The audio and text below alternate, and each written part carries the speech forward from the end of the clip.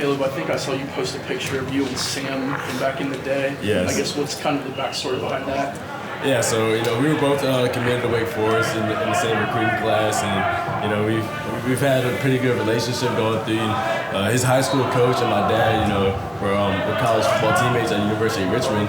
So I followed his story way before the Wake Forest connection happened, and then obviously when I found out he was coming here, phone numbers still the phone number, so I sent him a call, and we kind of just talked about how this kind of came full circle. We started this, we were going to start this college journey together, and now we're going to end it together at the same place. And then what's just your first impressions of the receiver room up here? I mean, we had a talented group, and we're led by a very talented coach, and that's something that being in college for so long, I've had 4 to 5 different receiver coaches at this point, which has kind of been a rotating door, and I'm learning and teaching an old dog new tricks here at Notre Dame is pretty much what I can sum it up as.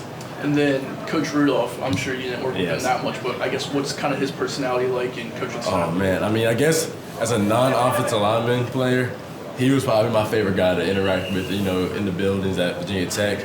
Always got a smile on his face, can always, bring you out of whatever mood you're in. But, once you hit that field, that's when you really see Coach Rudolph. And, it's the real deal. And, as an outside position looking in, I'll be like, man, that coach is hard on you. But all the offensive linemen always loved him, had the most respect for him.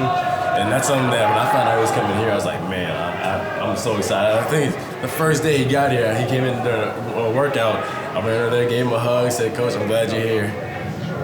Opportunity to play another year. What are your graduate school plans? Are you taking any classes? Yeah, so unfortunately, I will not have enough time to get a degree here. So I'm in a non-degree program seeking.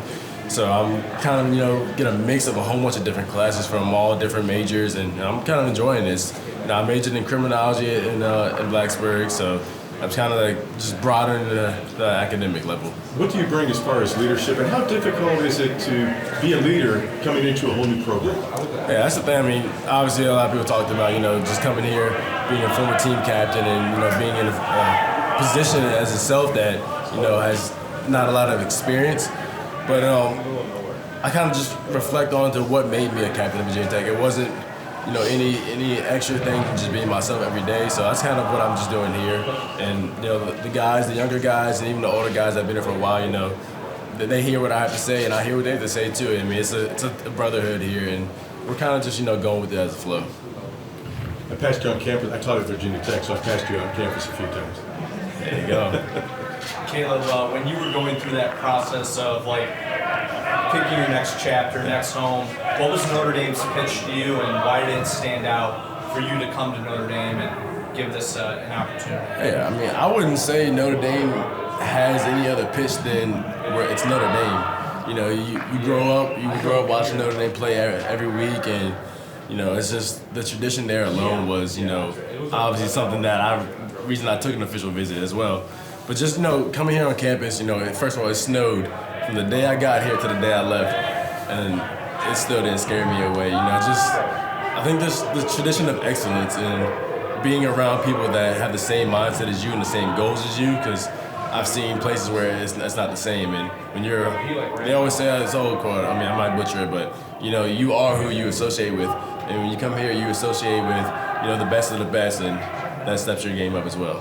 What dimension do you expect to bring to the offense? I mean, I hope to bring everything I can to the offense, but definitely, my strengths would be, that the deep play, the deep ball, and contested catches. But, I want to be able to, stretch the field vertically and then also get in the slot and, move around across the middle.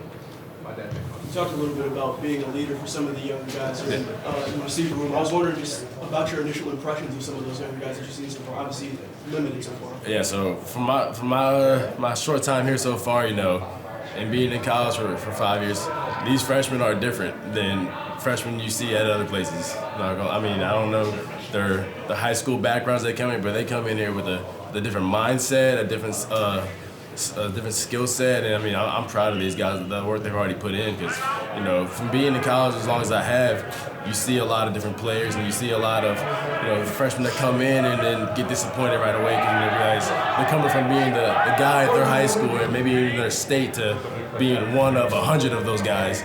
But no, these freshmen have been, a pleasure to work with and a pleasure to, start this journey with. I talked to a couple of them about putting their stamp on the offense going forward. Obviously, when I'm coordinator and quarterback, for you it's a little different because you'll be here for 1 year. But how exciting is that for you? Just kind of a little bit of a fresh slate on this. I mean, you can't really beat that in this game. You know, I'm not saying that any time Blacksburg is wrong, but having a time that when I feel like I'm at my best in my games at its best right now, to be able to start right there because a lot of this game is about building trust with the coaches and quarterbacks. So I'm coming into this building the trust now when I feel like I'm at my best. What are your thoughts and impressions of Coach Bayless so far? Oh man, he's been working my butt off, no doubt about that. I mean, I've had I think 3 strength coaches at this point now, and I've not worked this hard in my life. I called my dad after the first workout. I was like, Dad, you better start hitting the weight room because when I get home I'm about to be jacked. But no, Coach Bayless, he's more of a leader too as well than just that strength coach that's always barking. He'll sit you down and talk to you on a personal note too, and it's just about becoming a stronger football player, but becoming a stronger man too. Can we get one more? Unless we don't have any. Awesome. Sounds good. Thank you guys. Thanks, Kaleb.